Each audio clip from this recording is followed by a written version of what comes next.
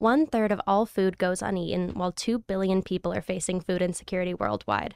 While many things contribute to this issue, consumers are responsible for 40 to 50% of all food wasted in most high-income countries. And while shocking, it's good news. It means that we have the power to reduce the impacts of wasted food on an individual level. Food Waste Pod-Vention is made possible through partnerships with Washington State University Vancouver's student-run radio station, Coug Radio, and the Washington State Department of Ecology. For questions about the information discussed in this episode, contact info@clarkgreenneighbors.org. Hey everyone, welcome to Food Waste Pod-Vention. I'm Austin with the Clark County Composter Recycler Program. And I'm Bethany with the Clark County Green Neighbors Program. We are AmeriCorps, serving the solid waste education and outreach team, and we're here to talk food waste in honor of Food Waste Prevention Week, a national sustainability campaign where 48 states, 11 countries, and over 600 organizations inspire their communities to stop food waste in the first place. Tune in to hear our experts speak.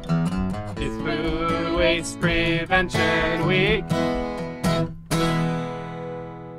I want to introduce today's podcast guest, our food waste prevention superstars. So here with us today, we have Tina. Tina, say hello. Hi, everyone. And Sami. Hey, everybody. So Sami is an outreach specialist senior for Clark County Green Schools program. She has worked with the county for 5 years and has her bachelor's in environmental science with a minor in Spanish from the University of Arizona. Sami knows the ins and outs of school cafeteria food waste. Tina is an operations specialist senior. She has also been with the county for almost 5 years and has her bachelor's in environmental studies, ecology, and conservation with a minor in environmental science and resource conservation from the University of Washington. That was a mouthful. Thank you guys for joining us. So we want to kick off our conversation by diving into how food waste happens at schools. So we'll start with Sami. We wanted to ask you, where is most food getting wasted in schools? Is it due to not liking the food? Are there too large of portions? Can you fill us in on your experience and knowledge? Yeah. In my experience working with schools in Clark County, I've seen food waste in a couple of areas. First off, students tend to waste food because they take too much, can't quite bite into things because they're losing their baby teeth. It's really sweet. But, sometimes they're served like a whole apple or a pear and they just can't bite into it. So I've seen kids take some of that stuff and just, they try their best but can't quite eat it. And then, typical kid behavior. Sometimes they just don't like the food that they're served. So with schools, there's a lot of nutrition guidelines that they have to follow to ensure students are eating the right foods. They need to be healthy and strong and continue to learn in school. And a majority of our public schools are able to offer 5 of the major food groups. These include fruits, whole grains, vegetables, milk, either non-fat or 1%, and then another kind of milk, such as chocolate milk, and then a protein. And most schools choose to offer all 5 of those, with students only needing to choose 3. So this is a really great way to reduce food, and so that kids have the option to choose what they want to eat. And this is pretty effective at preventing food waste there. But, food waste still happens, and sometimes they still take things and, we'll waste it. But another area where I see students maybe wasting food is when they bring home from lunch. Parents do their best. They are running around, corralling all their kids, trying to pack lunches. And sometimes the kids just don't eat what their parents pack. So I like when students can bring in food, pack it home with them, and kind of let their parents know what they're eating and what they're not. Another way I see food waste is from students having not enough time to eat. Most lunch periods are about 30 minutes, but, lunch lines can be really long if you're getting food from the cafeteria. And I personally remember that was kind of like a very social time, too. Yes. So I think I guess they probably get distracted with their friends. Yes, definitely. Yeah, so that can be tough, 30 minutes. Yeah. So, most of that time is talking to their friends, waiting in line. And by the time they sit down to actually eat their lunch, they only have 10 or 15 minutes. And it's just not enough time. Mm-hmm. I went to watch one school lunch period with the school's program, and it was chaos from start to finish. I can imagine them not having enough time to eat while they're also trying to have fun and be kids. Yes. Yeah. It's like their one break in the day, right, from learning. And typically a lot of schools do have recess after lunch. And so that also just plays into them wanting to rush through their lunch, get outside to play with their friends. So we do see food waste from that as well, from them not finishing their lunches. That makes sense. So I'm wondering, how are schools handling the issue of food waste? Yes, there's a lot of options to handle food waste, and we do a lot of work and partner with a lot of schools to help them manage waste better. One really awesome way schools can prevent food waste is by using share tables.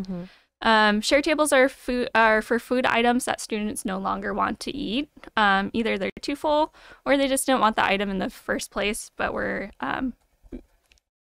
we're made to take it because of school nutrition guidelines. So food from the cafeteria can only be placed on the share table. We don't want any food brought from home just because of, school health and safety issues. Maybe it's like peanut butter and kids are allergic to that. So we want to make sure no kids are eating things that they shouldn't be. It is pretty strict. We want to make sure that it's only food that can be stored properly, such as milk and yogurt need to be on ice. We do accept things like apples and oranges and bananas, as well as unopened packaged items such as granola bars or string cheese. In 2022, we received funding from the Department of Ecology's local solid waste funding assistance grant, and we created a new training video as well as some educational materials to provide to schools on how to use a share table properly.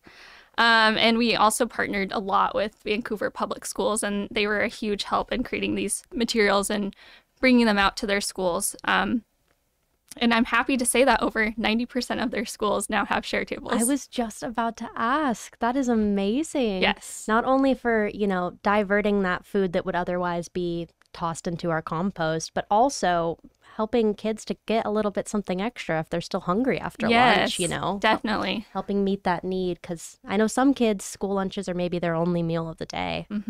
It's really important to have that.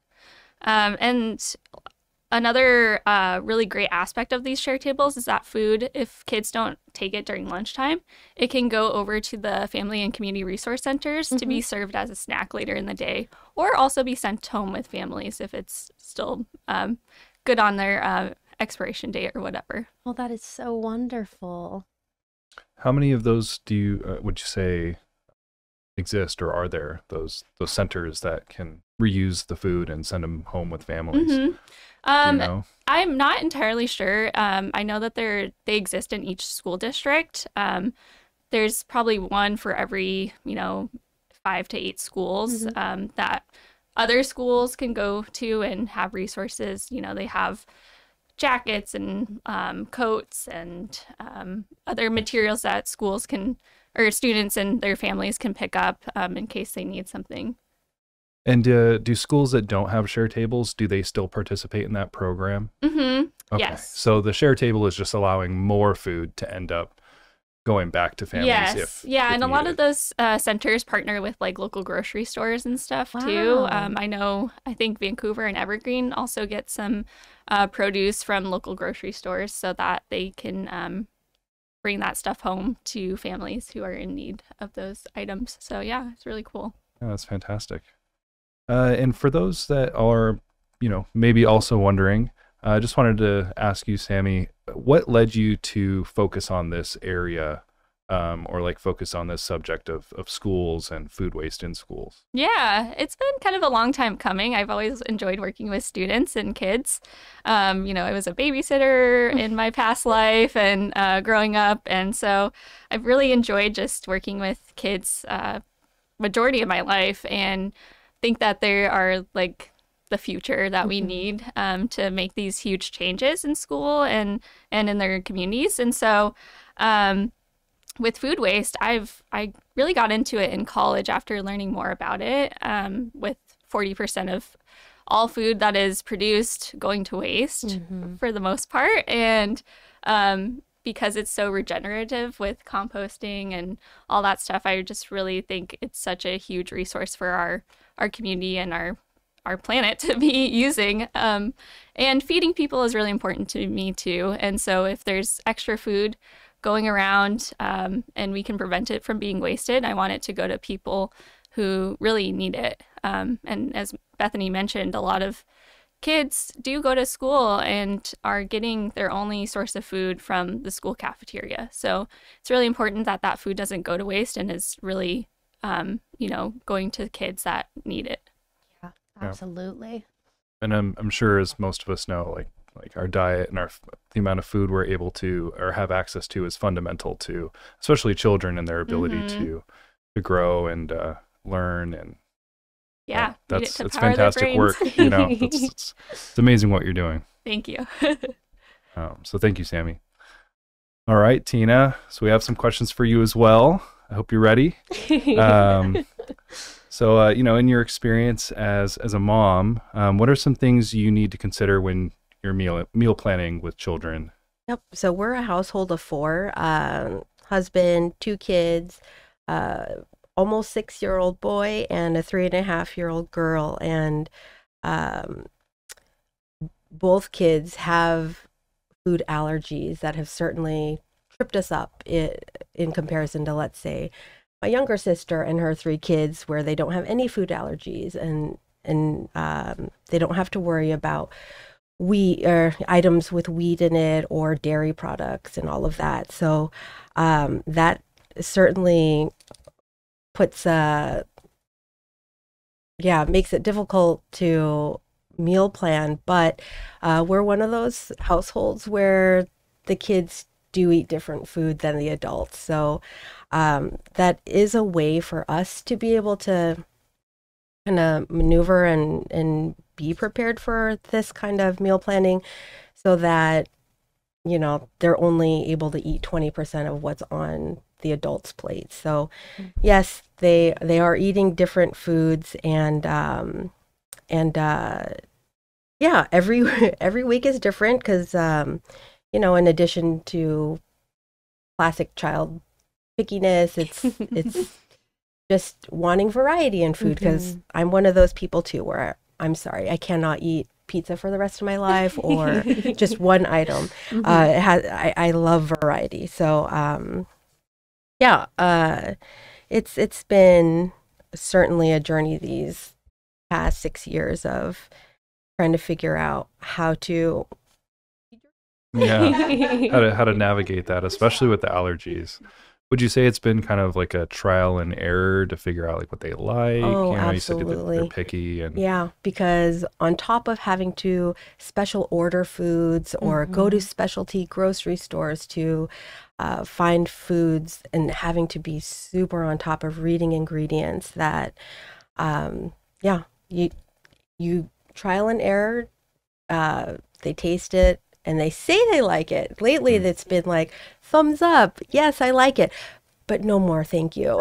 And so wow, that's so polite. I was gonna say, you gotta chalk it up to politeness, but yep, sometimes it's a win, sometimes not so much. But and it's also been tough because of balancing their nutrition on top of that, where it's like, when my boy was younger and there weren't options available for sweets and treats, so then we would like try to seek those out, and then it's like, oh no, the kids are eating a lot of chips and crackers now. Me too. And so it's definitely within the categories of the food that they should be eating. It's kind of that too. But yeah.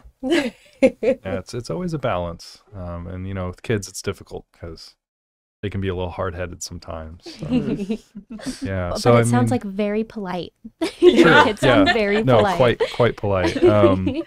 So I know you had already kind of mentioned some of the challenges that you've been dealing with. Are there any that you want to highlight in particular that have been a really hard time for you, and some of the solutions that you found to those? Yeah. Okay. My kids aren't huge on fruits and veggies, whereas, as I mentioned, my younger sister and her kids, they're one of those, they will gobble up strawberries and blueberries and and all of that. Like a container from Costco will just be gone in a half an hour. My kids aren't quite like that, but so I guess in that department, I don't have to worry about fruit going bad because I'm not buying as much of it. But that's a personal journey of mine too, just having to work around being able to eat the fresh fruits and veggies I bring into the home and making sure and being very pointed about taking care of those. But with the kids, it's like, because of being picky and food allergies and all of that, it's just making sure that, so we lean heavily on frozen food, and we even had to get a second freezer just to help balance out spacing for everyone, because when it comes to food waste, even me personally, leaning on the frozen foods, it's just a lot easier because they just have a longer shelf life, of course. And then portion things out. Exactly. And so one of the foods that my kids eat, like other kids, like mini corn dogs is a new special treat for my girl. But like chicken nuggets or chicken strips, and we'll make just like turkey patties for the kids to eat, and seasoned simply with salt and pepper. But there have definitely been those days where it's like, oh yeah, I'm so hungry, please, 3 or 4 pieces. So that's one thing we'll do. We'll actually try to ask and talk to them and see where they might be able to figure where their hunger level is at. That's great. I mean, that's working on self-awareness as well. Tell me how you're feeling. And that feels like a commonly skipped step, to be honest, too, because usually when kids are served, it's just whatever is what you get. Whatever feels appropriate, or at least that's what was common for me. So just asking. That's a very simple but amazing solution. And like Sami mentioned, our boy is a kindergartner, and sometimes he doesn't eat everything in his lunch bag, and he's just like, I was able to eat some at snack time, but not at other times. So actually, with his wheat allergy and allergy to peanuts, so PBJ sandwiches aren't really a thing for him in his lunch bag. So we were able to find this vegan kids protein drink that he's able to, so it's just like a chocolate milk, but at least there's some nutritional value in terms of vitamins and minerals. And so he'll drink some of that during the day, and then if he's not done with it, sometimes on the car ride home after we pick up the kids from daycare, he'll finish it up, or he'll finish something else in his lunch bag. And so that will also kind of help us determine what the kids will end up eating if they had a late snack or something to kind of tide them over until dinner time. And so as I mentioned, with the nuggets, or the circle turkey was what we call it. I love that. Because we used to cook up ground turkey and freeze them in cubes in an ice, like a larger ice cube mold. That's cool. And so then we would call that square turkey. And you're teaching them their shapes. That's right. The educational opportunity.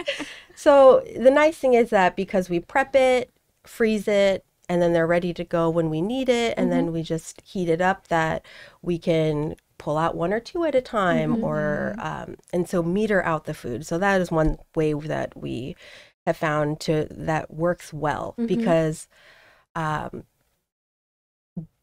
used to work in education and outreach for the county, along with Sami, and food waste being a big topic. It's always on my mind, and just trying to, even at that young age of 3 and 6 or 3 and 5, that imparting the importance. I'm not saying that there are other starving kids, but we're mentioning that it's still wasteful, and we don't want to put it in the garbage, that we're so grateful for the food that we get that it's important to do our best to eat it.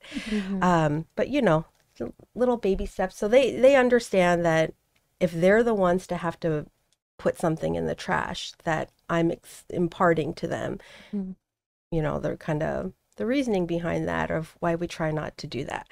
But yeah, it's a complex message for young kids. One of the things that I noticed when I was fortunate enough to go and watch some of our green schools during a school visit was how impressed I was by these young kids being able to conceptualize like the share tables, for example, and understanding like, oh, this isn't just garbage and I don't have to think about it anymore. This is food that I mean, I'm sure that they're not saying I honor, but they're kind of having that intrinsic value at a really young age.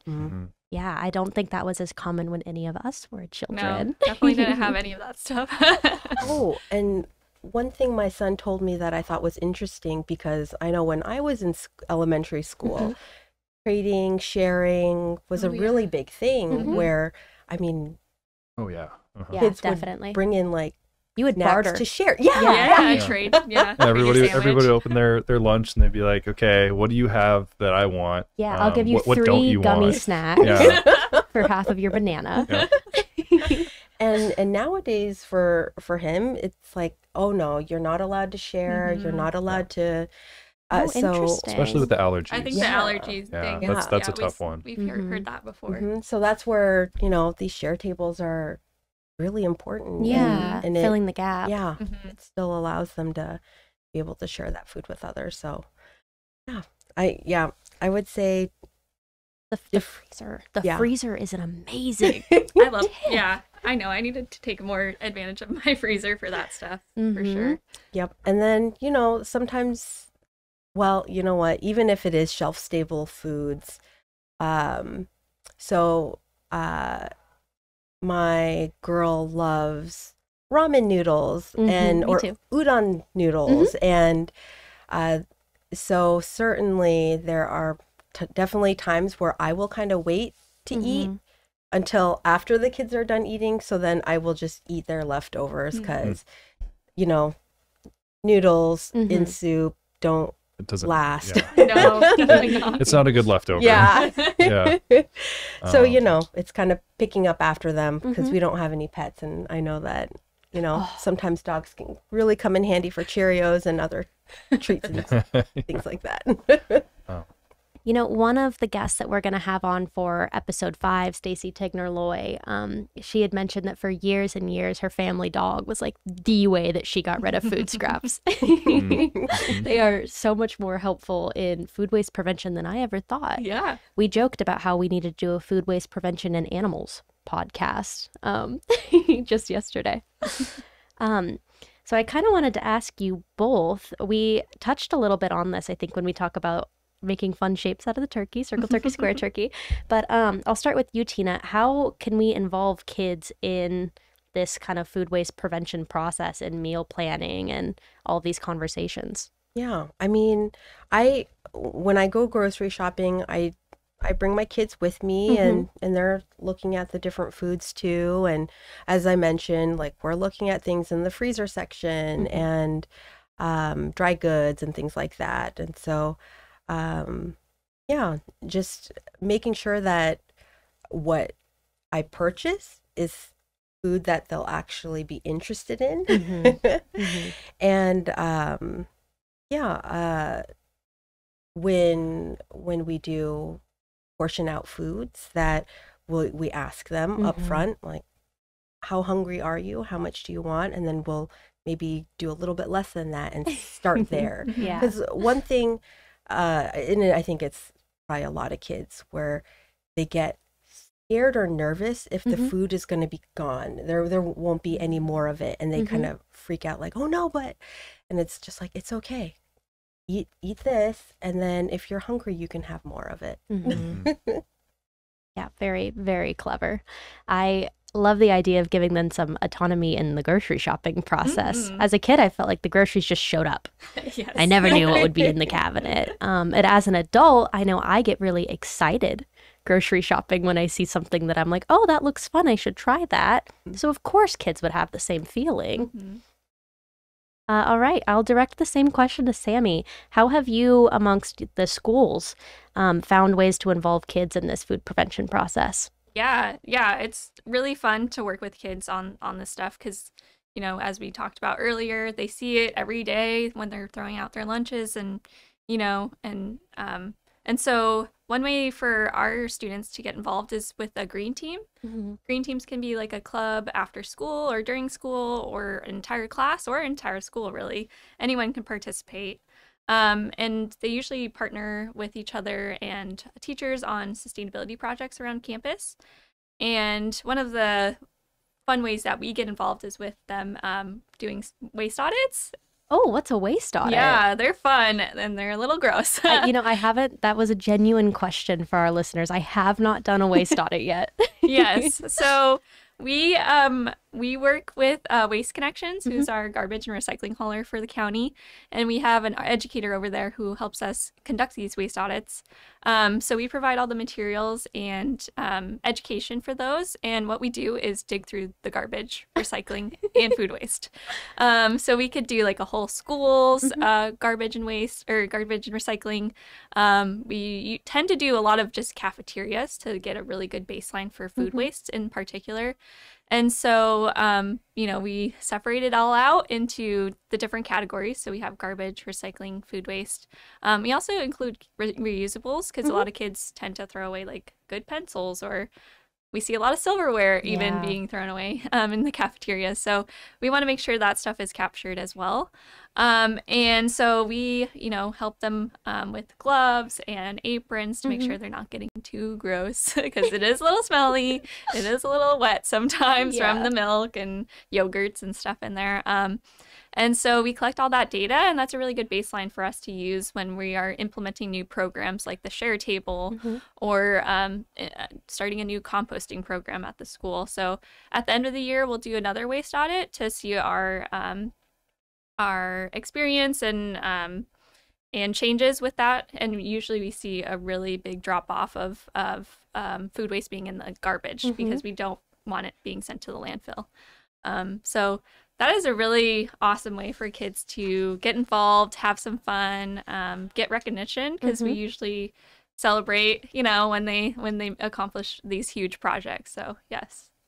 Yeah, I think that we have just recently chosen winners for the Green Schools Awards. I don't know if they're announced yet, but we're working on it. we're getting there, maybe when this podcast airs. But that's a way to also honor the Green School team's efforts too, right? Yes. That's wonderful. I feel like being in your own waste stream, being in your garbage, recycling, your compost, it's an amazing way to get firsthand, like real life, a look into what you're producing every day. Yes. Especially from a young age, to see where this stuff is going. It's not magically disappearing, Yeah, it's really eye-opening. And like Tina said, waste doesn't just go away. And a lot of people think it just gets taken by the truck and is sent to wherever. But this really gives you a good look at, like, it doesn't just go away. It's here. And you can smell it. And a lot of kids find stuff that they've thrown away, so it makes it a little more fun. And they're like, oh, this is the pencil I used like yesterday or whatever, or I ate this apple. So it is really fun. Those are my teeth marks, I can tell. Yeah. It's a good reminder that it's not out of sight and out of mind. Yes. It is still there. It is there, yes. So before we get to our last question, I do have one more for you both. And, as having children, Tina, and working with children, Sami, I just was curious, through your experience, what kind of tools and resources can we give to parents and people who work with children on how to communicate or how to educate kids, especially young children that may have a hard time handling these complex concepts? So have you discovered a kind of a simple, easy way for them to understand and truly grasp the idea of food waste and its impact? Yeah, like I mentioned before, having them clean their plate off, even though they're younger, but and having a mini conversation about what they're throwing away in the trash and why it's important to do our best to, or at least talk about why it was left over. Why is it being thrown away? Yeah, Kind of just what led up to. mhm. Why does it no longer have value? Like, how might we do it differently? And I don't do this every single time, but it's just, just a point in time to refresh their memories. Because yes, we take food for granted. It's, for little kids, there's something there in front of them, and then, they eat it or not. But, I might even ask, like, are you sick of eating this right now? Or are you just not into it right now? And just kind of checking in and seeing where they are with that, so that, maybe we do kind of change things up a little bit and or have fun. I love grocery shopping, or I love walking up and down aisles inside stores. Me too. So that's why, I'll take my kids with me and we'll just kind of explore and look at different things and see what might pique their interest. Yeah, get them excited about something. Yeah. Yeah. How about you, Sami?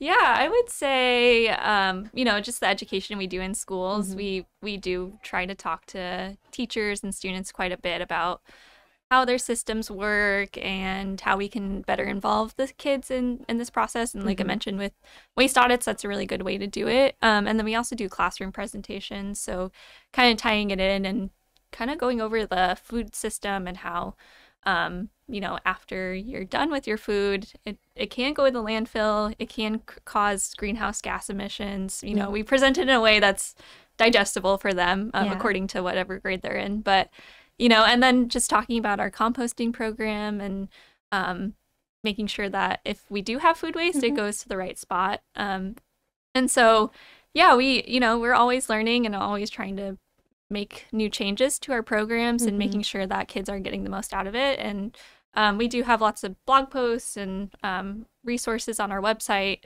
and also provide a lot of resources for free to schools, such as our composting materials, posters, recycling bids, etc.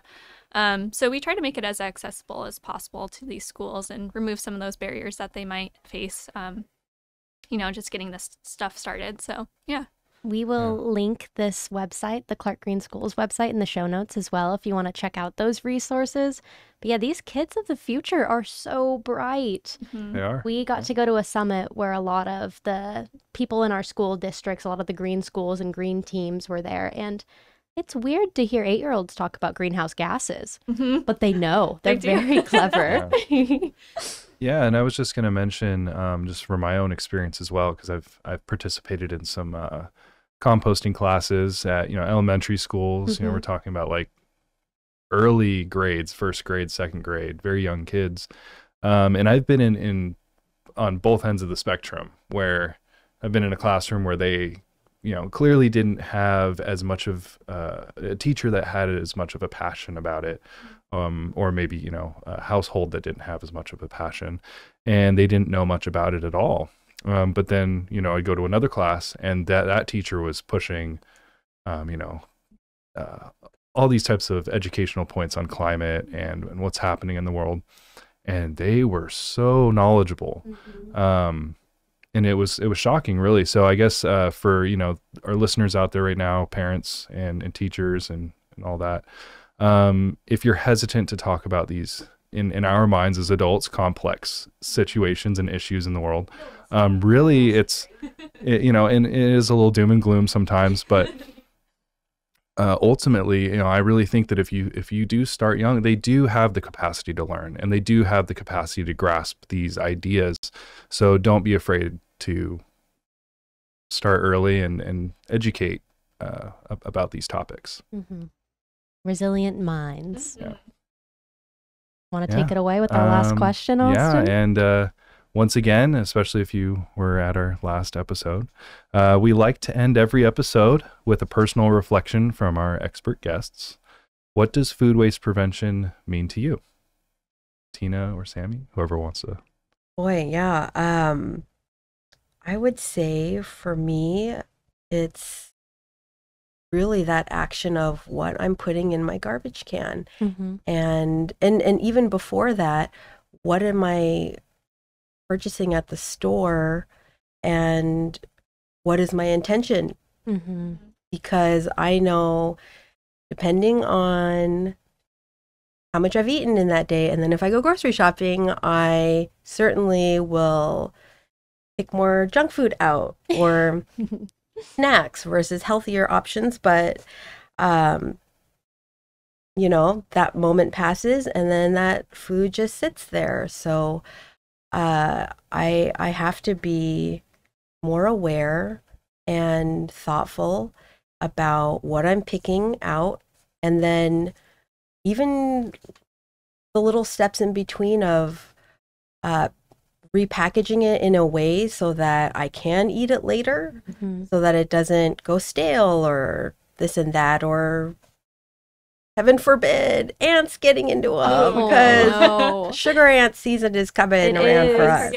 They're hungry too, you know. I found one. He reminded me that it's time.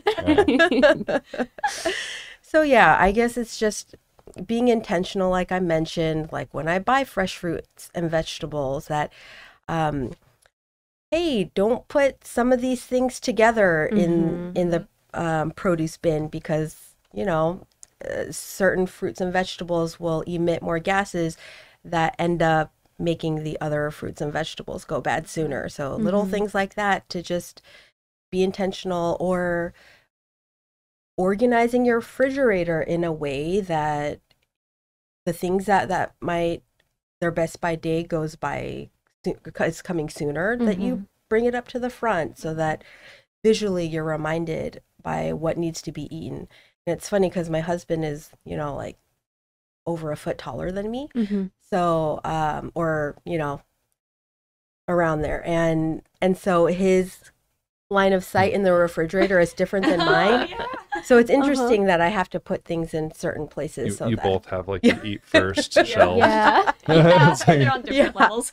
Yep. So that's like the first thing you see when you open the fridge. But it's definitely it's definitely something that's more important, especially in my upbringing, being like a Korean American household, but my parents had immigrated over here. And, you know, when we were kids, the mindset was you eat everything on your plate, no matter what, no matter how hungry or full you are, you eat everything.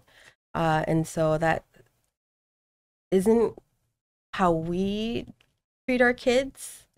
Like I mentioned, we will serve them smaller portions and all of that. But yeah, so it's definitely something I've thought a lot more about in these last few years, and what I want to teach my kids and what I want them to try to practice, so that, yeah, all of us can do our best with managing the food that we eat and being able to eat it at its peak, and it's not evolving. be as wasteful. Yeah, those are great points, especially with our Store It Safe episode. Yeah, episode 4. Tune in.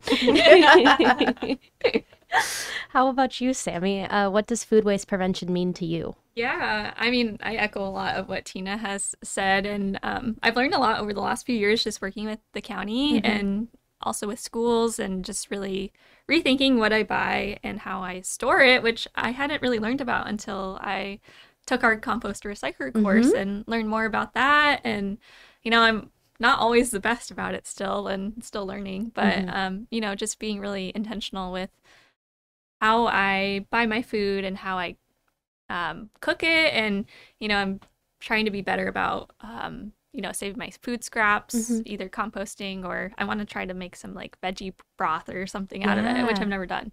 So yeah, just, you know, it's such an impactful thing. Food waste is near and dear to my heart. Since everybody needs food, and there's so much food going to waste, and there's people that don't always get food. And so I love connecting those dots of saving food, feeding people, or feeding animals, which some of our schools do with their leftover food waste. They work with farmers or school staff that have livestock. So I think that's a really cool way to prevent food waste as well. So it's just something that everybody can do. And, it takes a little more thought or a few extra steps to do some of that stuff, but it can be easy and it can become a new habit. And hopefully you'll save some money in the long run too. Oh, most because definitely. groceries are expensive and eating is expensive. So, I want to make sure that everybody can save some money because that's another huge benefit. Oh, absolutely. Well, I want to thank you both for taking the time to talk about food waste prevention tactics with children. We know it is a very poignant conversation in the food waste prevention discussions. Thank you both for your time. Thank you. Thank you. Of course. And stay tuned to hear Austin and I dig into this topic a little bit further. The average family throws out $1,500 of food every year. That's a lot. Imagine what you could do with extra cash. There are simple ways to reduce your food waste and increase your savings. It starts with a meal plan, a menu, a shopping list, and ends with a little creativity, fresh recipes, ingredient swaps, and new kitchen skills. Get tips to reduce food waste and make your dollar go further. Know the cost. Go to usefoodwell.org to learn more. Families with children have unique challenges to reducing food waste. As we talked about with Sami and Tina, kids can be picky eaters, lose interest in what they're eating, and dash off before finishing their food.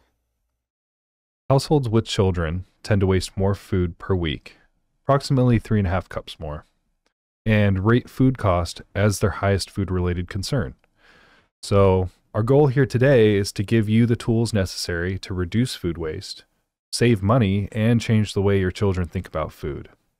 Studies have shown, however, that households with children do not differ from those without children in terms of their leftover use, which I thought was interesting.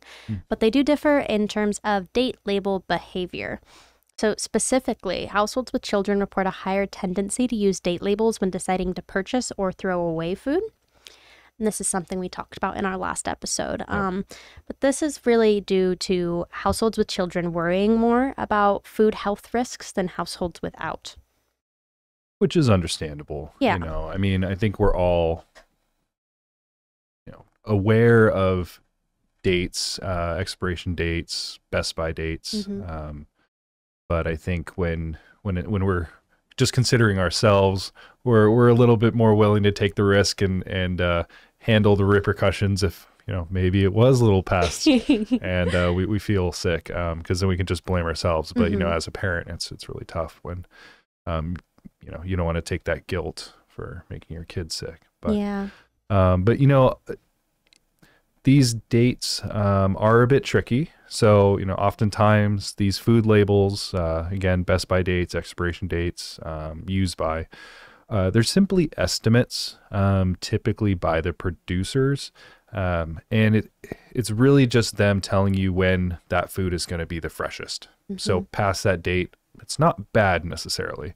Maybe the nutritional value has decreased, or maybe it's a little more stale, or it's just, again, it's the freshest it'll be.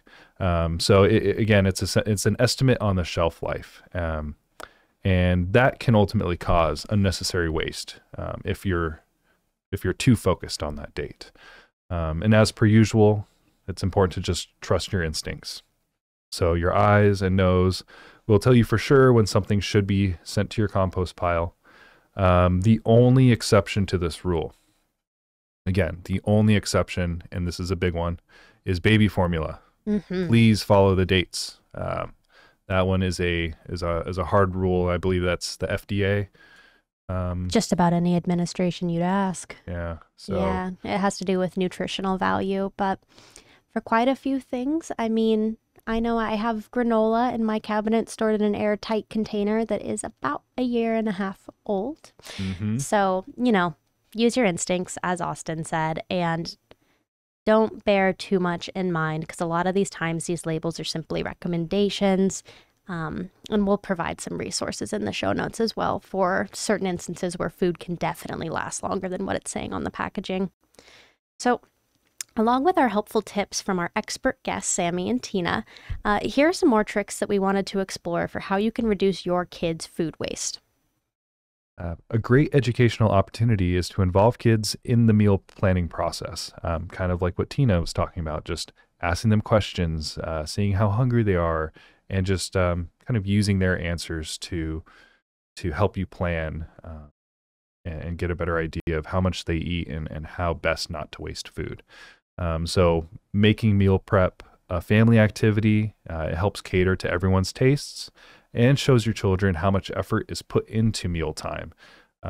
Hopefully giving them a new perspective on food waste and helping them learn, as they get older for their own life ahead of them as adults. Yeah, having your kids help to make and plate the meals is a great way to get them involved in the kitchen and increase their awareness around the food that they eat and what goes into making it. So cooking with your kids provides a space to teach them about sustainability and reducing their environmental impact, why preventing food waste in the first place is important. And this is something that I watch my mother-in-law and my younger brother. He is turning 9. They do this a lot. My little brother actually was responsible for making an entire dish this Thanksgiving. He made a green bean casserole, which at 9 I could not have done. But he has a lot of appreciation and awareness around the food that he's making, mom's making, he's eating. So it's a really awesome way to help them become cognizant of what they're eating and how important it is to respect that food. Mm-hmm. Absolutely. You want to dive into some proper storage techniques? We talked about some of them with Tina a little bit, but like utilizing the freezer was one that she talked a lot about as a way to help prevent food waste when you have children.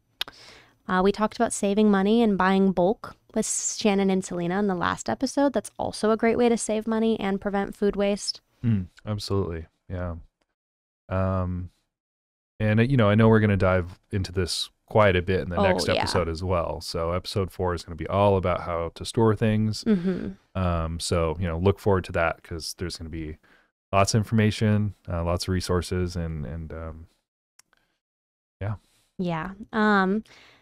Same with episode 5. Another plug for that. We're going to talk about creative leftover use. So finding ways to take what your kids don't eat and turn them into new, exciting dishes. This is something that I'm really passionate about. I work to put on some cooking with leftovers events with one of our guests who will be here for episode 5, and they blow your mind. Some of the recipes that they can come up with. I feel really simple and plain in sharing that my favorite is just to turn leftover pasta into a pasta bake, which means to cover it with cheese and throw it in the oven. But it does, add some variety and bring some more excitement to mealtime than just eating the same thing every day does. Something Tina had talked about is her kids wanting variety, eating the same thing every day. Some kids are okay with it. Some kids, might have some more fun if you spice up the food you might have otherwise tossed. Yeah, absolutely. So yeah, we have just a few other practical steps that you can provide. Different options for children, including starting with smaller portions and preparing vegetables. Typically, a food item that most children have difficulty with. But you can prepare those in dishes such as pasta, casseroles, soups, sauces, and even smoothies if that's something they're interested in. That could be a bit more palatable for kids to consume. And also easier to freeze. Again, back to the freezer. So, whenever you make something, it is important to think like, okay, how well would this keep? Yeah, how especially, can I store it? Yeah, if I make a lot of it, or if it's something that I'm prepping for the week, can it be kept well? You want to know something that I like to do? I like to make hidden veggie recipes. Hidden veggie recipes. So this is kind of what it sounds like. I will blend or puree vegetables that are maybe towards the end of their life, like kale that's looking a bit sad. Maybe I don't want it in a salad, but if I puree it and add it to a soup or a pasta sauce or even a smoothie, I'm still getting some use out of it, but maybe not, missing the crunch if it were just by itself. Very true. Yeah. My first question is are you tricking yourself or someone else? Oh, I'm tricking my partner. He has no idea how much sweet potato he eats. Yeah. Yeah. Yeah. It's healthy stuff. Exactly. And it's like the number one food when they talk about people who reach age of 100 and Is older sweet potatoes? is sweet potatoes. Oh, I believe it. Purple sweet potatoes. I believe it. If you guys are interested in hidden veggie recipes, a lot of these are actually for kids, you know, but I'll include some of my favorite in the comments below. See how you can sneak some of those later life pantry veggies into some dishes. You know, oddly enough, kids are very perceptive. And although you're able to trick your partner, I have a feeling kids are probably going to catch you. You know, they have a way. They're like, something tastes a little off about this. It tastes a little too healthy. Little too healthy. Yeah. I'll need some of our listeners to send us an email. Let us know if their kids caught on. Yeah, did it work? Did it work? Did it work? So Tina had talked about one of her favorite tricks being to wait and see if her kids have anything left over, and if they do, take that on herself. So, you know, maybe serving herself a little bit less so as to eat what her children don't. And that's something I've watched my sister do with her baby as well. And it's a really simple change to make around mealtime, and pretty effective from what it sounds like. And I do also want to note, since in our conversation we had talked about, you know, bringing kids along to the grocery store and having them pick out things that they like, we also understand that not everyone can afford to do that, to take their kids to the grocery store regularly and pick out things. So as with every recommendation or tip that we give in this podcast series, do what is comfortable to you. Do what's comfortable for your family and for your budget. Implement some of those smaller scale changes, like eating your kids' leftovers when they don't, or not cooking as much as you normally would and then cooking it later if they're still hungry. Things of that nature are a little bit more accessible and a little more equitable, I would say. Yeah, and then of course, if there is anything that's like there are leftovers, just utilizing storage techniques and using the freezer. We love the freezer. It is a time machine. Yeah, it really is. It really is. And we'll leave some resources in the show notes for other tips and tricks that we may not have covered in this episode as well. While households with children tend to waste more food on average, there are several methods to mitigate this impact while also keeping those little ones happy. So we hope you found this episode helpful in your pursuit to be a food waste prevention pro and can utilize these tips and tricks that we've taught you today. Now, I think tips and tricks might be our favorite words. Yeah. It's becoming one. Becoming, absolutely. So I'd like to thank our guests, Tina and Sami, one last time for sharing their wisdom. Be sure to check out our show notes for more resources and more of the information that they had plugged. And thank you for tuning in. I'll let Austin take us out. To tackle the issue of food waste is to save money, save the environment, and save people. We hope you'll continue to reflect on what food waste prevention means to you. Please tune in to our next episode where we discuss food storage techniques. See you there.